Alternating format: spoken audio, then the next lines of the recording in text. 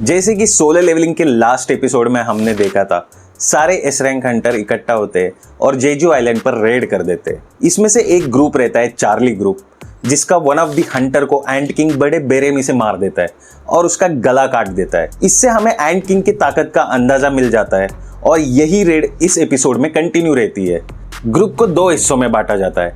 एक ग्रुप का काम रहता है एंट आर्मी का ध्यान अपनी तरफ खींचना और दूसरे ग्रुप का काम रहता है एंट क्वीन से जाकर डायरेक्टली लड़ना। अब जो बेरू रहता है, ये बाहर वाला जो ग्रुप रहता है जिसका काम है एंट आर्मी का ध्यान खींचना, उस ग्रुप को एक एक करके मारने लगता है। इनमें से एक ग्रुप रहता है चार्ली ग्रुप। बेरू इस चार्ली ग्रुप के मेंबर को खत्म कर देता है। जब दूसरे ग्रुप के मेंबर चार्ली ग्रुप से कांटेक्ट करने की कोशिश करते हैं तो कोई जवाब नहीं आता। तभी दो हंटर्स जाके चार्ली ग्रुप का सिचुएशन चेक करते हैं और उन्हें वहां पे जो नज़ारा दिखता है वो उनके होश उड़ा देता है। बेरू ने चार्ली ग्रुप को बड़ी बेरहमी से मारा हुआ रहता है। नेक्स्ट सीन में हमें दिखाया जाता है मेन ग्रुप, जो कि एस रैंक हंटर डायरेक्टली एंट क्वीन से लड़ने गए थे, वो फाइट कर रहे हैं व्हाइट एंट से। इन्हें एंट क्वीन के गार्ड्स भी कहा जाता है। इनका level almost equal to one of the S rank hunter होता है, फिर भी एस रैंक हंटर इनको मार देते हैं। इसके बाद में बेक येन्यू, जो कि प्रेसिडेंट है वन ऑफ द गिल्ड का, वो अपनी एबिलिटी को यूज करके एंट क्वीन की लोकेशन को ट्रैक कर लेता है। इसके बाद वो अपने टीम का मॉरल बढ़ाता है और फिर वो डायरेक्टली लड़ने जाते हैं एंट क्वीन से। इसी के बाद सारे हंटर निकल पड़ते हैं एंट क्वीन से लड़ने। एंट क्वीन की लोकेशन पर पहुंचते ही उनका सामना होता है अनदर एंट आर्मी से।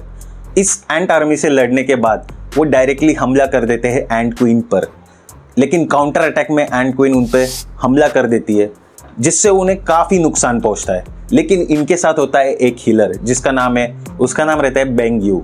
बेंगयू सारे हंटर को हील कर देता है और हंटर्स को और एक मौका मिल जाता है एंट क्वीन से लड़ने का। हमें लगता है एंट क्वीन काफ़ी पावरफुल है, बट ऐसा ना हो के हंटर काफ़ी आसानी से एंट क्वीन को हरा देते हैं। इसके बाद चारों तरफ खुशी का माहौल फैल जाता है।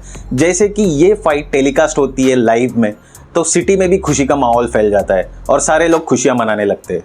लेकिन तभी मरते वक्त एंट क्वीन ने जो पुकार लगाई थी, उस पुकार को सुन के एंट्री होती है हमारे एंट किंग की। एंट किंग की एंट्री काफ़ी भयानक होती है। एक रिलैक्सिंग वॉक करते हुए कैरेक्टर को दिखाया जाता है, जिसकी वाइब से सारे एस रैंक हंटर डर जाते हैं। एंट किंग की लड़ाई शुरू होती है सारे हंटर से। वो बड़े आसानी से चुटकियों में सारे हंटर को मारने लगता है। तभी कैमोफ्लॉज का यूज़ करके पीछे से हीलर हर एक हंटर को हील करने लगता है। ये ज़्यादा देर छुपा नहीं रहता। एंट किंग की नज़र में ये आ जाता है और वो सबसे पहले हीलर को मार देता है। हीलर को मारने के दौरान बेक येन्यू अटैक कर देता है एंट किंग के ऊपर अपने बीस्ट ट्रांसफॉर्मेशन के साथ में, लेकिन बड़े आसानी से ही एंट किंग उसका बीस्ट ट्रांसफॉर्मेशन खत्म कर देता है और उसको एक सवाल पूछता है कि तुम्हारा किंग कौन है। इससे हमें पता चलता है कि सारे हंटर्स को हराने के बाद में एंट किंग ढूंढ रहा है इनमें से सबसे ताकतवर हंटर को। इसके बाद एंट्री होती है गोटो ryuji की।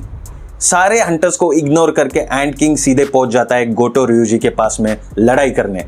नेक्स्ट सीन में देखने मिलता है सारी एंट आर्मी जोंग इन ने बनाया हुए बैरियर को, जो कि उसने अपने फायर मैजिक से बनाया था, उसे तोड़कर उस लोकेशन पर जाने लगती है जहां पे एंट क्वीन को मारा गया है। हमें दिखाई देता है हंटर्स इस आर्मी से लड़ रहे हैं और मरने ही वाले रहते हैं। तभी एक ट्विस्ट आता है। हमें देखने मिलती है एंट्री शैडो सोल्जर्स की और एपिसोड के आखिरी में हमें एक डायलॉग सुनाई देता है।